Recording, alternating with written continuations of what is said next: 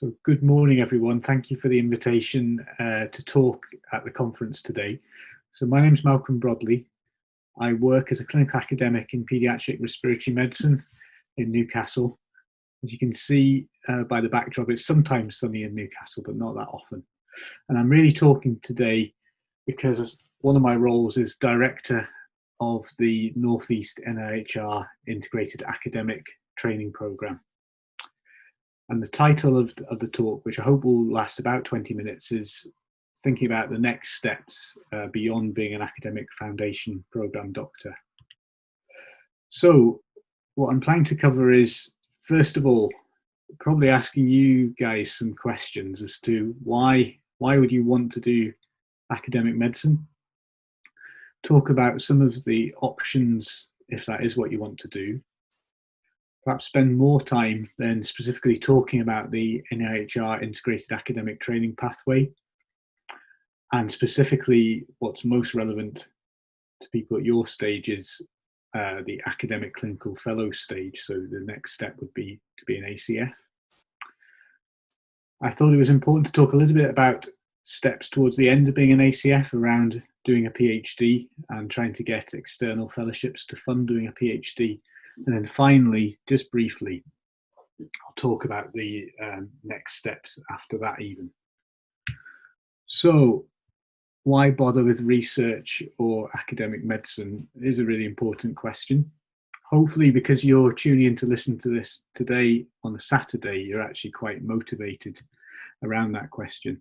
And I think research or clinical academia or both mean different things to different people. You can probably all recognise the different things mentioned here, everything from papers to presentations to quality improvement audits. But I think what probably drives and hopefully drives most of us is around improving clinical outcomes, so improving outcomes for patients. So why do research? This is a slightly older slide, and it isn't necessarily about identifying new things. It can be about working out how not to treat people, and there's several good examples here. I was preparing this, I thought it really needs updated with the latest, and obviously hydroxychloroquine is a really good example of this around COVID-19. As mentioned, I'm a paediatrician, so here's just some more evidence for you from the paediatric world of the sort of impact that clinical research has had on outcomes for patients. So this graph here is showing the improvement in infant mortality relating to respiratory distress syndrome, basically with the introduction of surfactant. And you can see that that is a dramatic drop that happened with that intervention. And coming back to COVID-19, trying to make it a little bit more relevant to today, clearly these results around dexamethasone from the recovery study are perhaps some of the most widely published and publicised clinical research results of our time, really, but incredibly important at this moment in time. If you think a little bit more broadly as well, there's really quite a substantial body of evidence now showing that hospitals that have an active research culture, departments that enroll patients into studies, actually have improved outcomes. And you can show that not only for patients who've actually specifically taken part in studies, but simply by being treated in a centre and not necessarily being part of a study yourself, those improved outcomes are transferred even to those patients. And this is just one quite well-known example in colorectal cancer. So if we start to think a little bit more personally about why you, and the way I look at it is that most importantly, you can only do research if you're inspired by it, if you're interested in it, if you think the questions that you're trying to answer are important. Because inevitably, it's going to involve a huge amount of hard work, as you've probably found already during your academic foundation posts. And it may be 90% perspiration and 10% inspiration, but you've got to enjoy what you're doing. Otherwise, you're just not going to find the energy to put in those hours, to put in that hard work. So this is a purposefully out-of-date slide. And this was perhaps the idealistic pathway that people who were going to become clinical academics were meant to take. You can see how out of date it is because we obviously no longer have SHOs or SPRs. But this was, in theory, the pathway that you were meant to take. The reality was often very different. And rather than that nice, steady staircase of career progression, it often felt more like a sheer rock face that you were trying to climb. And it is true that there are plenty of different routes that can be taken to reach the same point. Just important that everyone remembers that. What is a really positive thing, undoubtedly, is the NIHR integrated pathway, though. So as I mentioned, those previous slides were purposefully out of date, and now there is a much more clear and resourced clinical academic training pathway. And I would guess that, being a motivated audience, you're probably all fairly well aware of this. So I'm just going to quickly run over it over the next couple of slides. This is a medical audience, but obviously the NIHR is not just about medics. So it's about a multidisciplinary approach to try and increase a culture of clinical research in the country. And here you can see a particular mention of the fellowships and pathway relevant to doctors and dentists. This is it in a bit more detail. You're obviously all at this stage, the academic foundation programme, with the obvious next step in that pathway being academic clinical fellowships or ACFs. So I've taken a few slides, these are generic NIHR slides, but they're quite important and summarise the background probably far better than I could in my own slides. So each year, NIHR fund about 250 ACF posts and also 100 clinical lecturer posts, which I'll briefly mention at the end. Importantly, from your point of view, they are administered and appointed to on a regional basis via a grouping of medical schools, so-called deaneries or higher education groupings, medical education groupings, and also linked NHS trusts as well, the so-called IAT partnerships. The actual posts themselves, I wouldn't worry too much about this, but the way that they are allocated on a national basis to each region can either be via a formula or a competition system. So effectively there's a bidding process that goes on. So not every region may not have exactly the same number of posts or even the same specialty of posts available. And this is partly worked out by a competitive bidding process, and then there are other metrics involved like NIHR funding that each region may have attracted, etc. As mentioned on the final bullet point there are also key priority research themes, and some posts can be linked to a theme. And these are the current priority areas as identified by NIHR. And I guess the idea behind this is to try and encourage young academics to move into these particular areas of need. And these will obviously change with time. So I think you're all probably listening to this to hear about ACF posts. So the short summary is that they last for 3 years. They give an academic split of 25%. So that means that 75% of the time is spent doing clinical training, but a quarter of the time is spent in academic-based work. And this can vary in different regions. And there's probably less flexibility than there is around clinical lecturer posts, but there can be some flexibility exactly what's done and how it's done. Importantly, they're obviously specialty specific in terms of the clinical specialty, and they're applied to and allocated on that basis. And the usual or expected outcome is to, at the end of an ACF, then attract funding for, ideally from an external fellowship, to then undertake a PhD or MD. So quite a lot of the time during an ACF post may be about trying to improve your CV to make yourself competitive for these sort of applications, to generate pilot data for these fellowship applications, and hopefully also generate publications, but all working up towards this target really. It is possible to apply for an ACF post if you happen to have already done a PhD, and I can think of several people in my region that have done that. And obviously, as mentioned about the different paths, you don't absolutely have to go on to do a PhD. And I think I'm correct in saying that a run through clinical training post still follows with an individual if they choose to do that rather than undertake a PhD. Really importantly, they're normally advertised in October each year. There was quite a bit of uncertainty this year around COVID and what was going to happen, but my understanding is they will be advertised potentially next week on the 1st of October nationally. So if you're interested in at that stage, you need to be looking out for adverts in the next couple of weeks. This is just to show you that NIHR have a lot of information on their website. This page gives you details of the program leads for each region. So this is me here.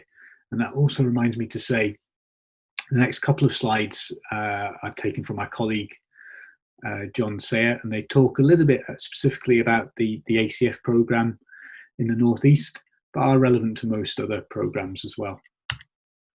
So just by way of illustration of the sort of broad range of specialty posts that are available, all of these have been available in recent years in the Northeast, and it's similar in most regions. You can see mention of themes here as well.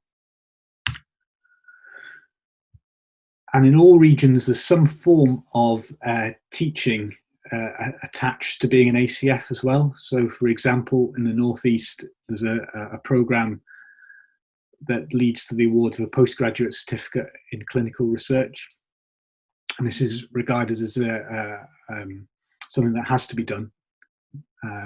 And it teaches generic skills about research governance and ethics, study design and data interpretation, communication and education in research. And this is done via a day release system and some online learning as well. What does research time give you? What does an ACF post give? So crucially, it's time to think, time to read, time to write, away from a clinical area, away from having your bleep or DEX phone going, to try and develop those ideas, as I mentioned. It can give you time to visit local research groups, even external research groups. Each post comes with a bursary that can be used for travel to conferences, but it could just be collaborative visits. And it lets you obtain pilot data and build up your CV. And I think crucial to these posts are the academic supervisors as well. Clearly this is someone who's separate from your clinical supervisor, but really important that you have an appropriate supervisor or group of supervisors to provide that mentorship, that guidance, and to help you at this stage of training. And I think it's having someone that you can work with is obviously crucial. And part of their job is to develop with each trainee an academic training program and realistic set of goals and targets. So I've put in a few slides next from other talks that I've done about external PhD fellowships, because as mentioned, that's really one of the key sort of targets at the end of an ACF and what you should be working towards. They also crop up again later on with so-called intermediate fellowships, but we're going to talk about PhD fellowships today. So a number of funding bodies offer these sort of fellowships. Some of these websites are a little bit out of date, as you can see, but there obviously are MRC, Welcome, this is NIHR, who have their own fellowships, and I have a slide coming up on that, and Welcome as well. Welcome have changed their model, and often these are now administered on a regional basis. And importantly, a fair few charities and offer disease-specific fellowships as well. There's a lot of advantages to having an external clinical fellowship to fund a PhD. The amount of money offered tends to be enough to fund the work correctly. They're seen as prestigious things to have, can bring allied opportunities, other training opportunities, networking opportunities, etc. And as a trainee, it arguably gives you a certain amount of independence because it's your fellowship. There are some downsides in that these awards can be competitive. So putting in that hard work to develop an application is just absolutely required. And you could argue they're dependent on track record and CV, as we've talked about. They may often involve an interview and can be a lengthy process. Some work's been done. I think these were holders of an MRC training fellowship, and work's been done to show by having one of these, most people actually go on to an academic career and or hold senior clinical positions. So the outcomes are actually fantastic for people who have training fellowships. I mentioned that NIHR have fellowships as well, and this slide is only in here just to point out to you that some aspects of their scheme have changed recently, but certainly there are doctoral fellowships available in full details on the website. So to develop a fellowship application, I think you need all of these aspects. You clearly need the inspiration, you need that idea. It's helpful if that idea plays into a narrative around the disease that you're interested in. It can be a story about you and your career as well, because after all, this is about training. It's helpful to have supportive preliminary data and support in the broadest sense in terms of supervisors, institutional support as well. I think it takes time to prepare these things. There are different aspects to the application process and different audiences at the different stages that you need to win over. So first of all, you've got to be eligible to be able to apply. Applications tend to be reviewed then by external peer reviewers. So these will logically be experts in that particular area. So they need to be impressed by the project and think that it makes sense and is deliverable. And then often there's actually an interview stage as well for people that are shortlisted. And that is a much more general panel of experts. So you've got to be able to sell the project to that kind of audience and be able to answer their questions. The mantra being that the person, project and place are all being assessed. In the next few slides, I'll just talk briefly about each of those aspects. So as mentioned, the project is obviously very important, and that first stage of review, I think, is often about the project. Traditionally, these sort of applications will be hypothesis-driven projects that have to be both novel but deliverable as well for a PhD. Helpful if you have preliminary data, and it's certainly crucial to have a logical experimental plan that isn't all predicated on just one experiment. The person, because this is obviously something that you need to be thinking about now. So I'm sure you're all enthusiastic people because you're choosing to listen to this. But working on that CV in terms of publications, presentations, relevant experience, all really important. Having supportive references that clearly show that those people know you as an individual, I think can only help as well. And try and articulate where that fellowship will take you. You need a supportive and appropriate team that have that track record, that have the time though to be able to put the time into you as well. And clearly the wider environment and training environment are very important as well. So what happens after you've successfully completed your PhD? So obviously now at this stage, and the next obvious step is a clinical lecturer post. So these posts, in brief, last for 4 years, often through to CCT. And they truly give a 50-50 split between academic work and clinical training, leading up to commonly for applications for intermediate fellowships.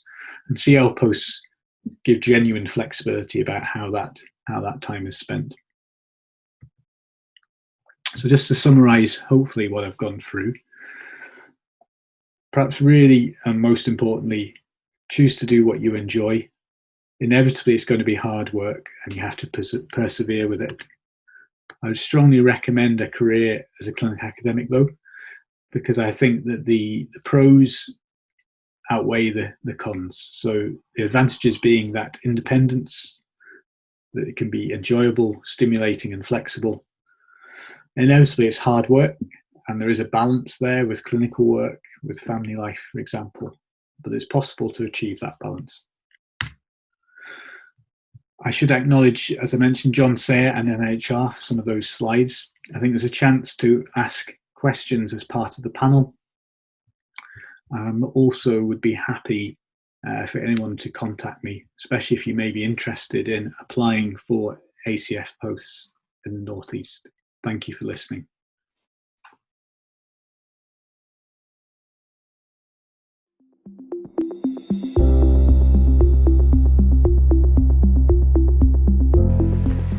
Hi, so my name's Zaid. I am an F1 in West London, and I just completed the Medics.Academy training in teaching day 3 course. I think it's structured in a really nice way with a lot of resources. You can permanently access. The course isn't over after 3 days. You've got a ton of online content that you can always revisit, and I think that is fantastic. I thought it was a great way to learn through having a full day at the start and then 2 later days of self-study. It really allowed for flexibility and allowed us to fully engage in the course. It also made me feel better prepared to deliver teaching remotely or digitally. It's really interactive. There's a lot of small group feedback session, exchanging ideas and learning people's perspective. After actually doing this course, I realised that teaching is more of a science, and it's really important to get clear feedback so that you can improve your teaching. This course also encouraged me to think thoroughly about what my audience actually wants from my teaching session, and also how I can keep them better engaged. Really great and fantastic to get such fantastic lectures from experts in the field throughout the 3 days. It was also interesting to learn from others taking part on the course because we all have different levels of experience, so it was interesting to gain their perspective on things too. I learned not just about different style of teaching, I also learned about what is medical education, how to build a career in medical education. Overall, I learned a lot from the teaching course. I think it's a really well done course. I really enjoyed it. And I really found it very enjoyable. That's what I thought of the whole course, and I really enjoyed it, and I would recommend it to other people. So thank you for letting me participate.